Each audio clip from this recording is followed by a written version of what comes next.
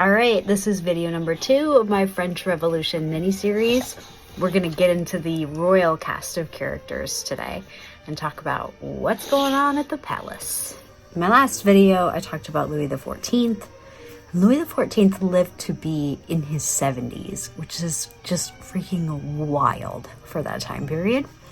And as a result, his son died before he could become king, because normal people didn't live into their 70s in that time period.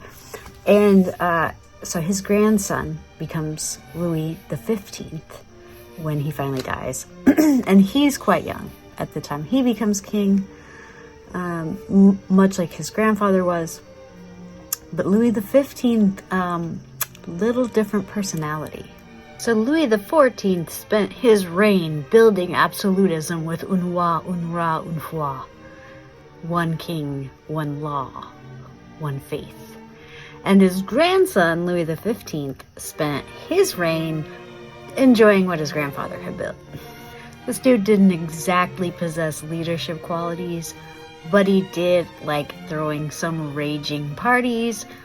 He liked to be entertained, and he liked to get it on, and that's what interested him, and everything else was kind of whatevs. Needless to say, as a result, things were not going great in France throughout the course of his reign, and by the time he died and passed the baton to his grandson, Louis XVI, well, trouble was way a-brewing. But I get ahead of myself. So Louis XVI. Bless his heart, this poor kid. There's no nice way to say it. Louis XVI was totally a dork.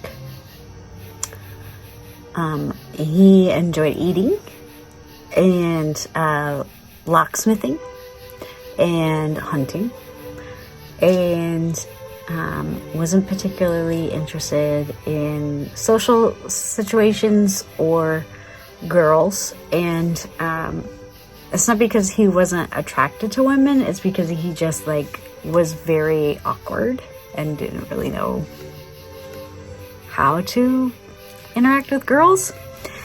And then on top of that, he was very easily persuaded. He was a complete pushover, so whoever the last person he talked to was could completely convince him to change his mind on whatever subject they were talking about. This dude is not king material, and he knows it, but what are you gonna do? Now, for quite some time, France has had not such a good relationship with their next door neighbor, Austria. And as was often the case throughout Europe for many centuries, a political marriage was arranged between the Prince of France, the Dauphin of France, and the daughter of the Empress of Austria. And I said that funny for a reason, because the Empress of Austria wasn't actually ruling because women couldn't rule. But she's still recognized as the Empress. Her husband had died. But her daughter, Marie, I can't think of her Austrian middle name, but it's changed to Antoinette to be more French. Marie is sent off to marry the Dauphin of France because Louis XV, his grandfather, doesn't want to be bothered with warring with Austria. So this seems like a grand solution. She meets him the day before the wedding. She's cute and pretty and polite and excited to do her royal duty and represent Austria, and she rolls up on this guy who is a dork. Now in France, because they have all these rituals and traditions at Versailles, on the night of a Dauphin's wedding to someone who's the future Queen of France, there's an audience for the consummation of the marriage. They put a curtain around the bed, but then there are chairs around the bed so that the nobility and other royals can sit and listen. But interestingly enough, on the night of their wedding, they don't hear any action. Interesting tidbit, the French people respond to this by circulating these pamphlets called, I think they're called libelles. They're like, I don't think I can say that word on TikTok. They are obscene cartoons of the king and queen. Well, Dauphin and Dauphine, later king and queen, doing or not doing things. So some of them are of Marie Antoinette doing things with everyone but her husband. They're wild over there in France, dang.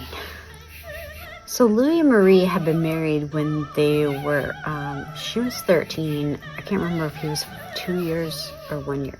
He was 14 or 15. And they are 17 and 18 or 17 and 19 when Louis becomes king. His grandfather dies of smallpox and he becomes king of France. And upon hearing of his grandfather's death, Louis XVI says, "Help us, Lord, we rule too young.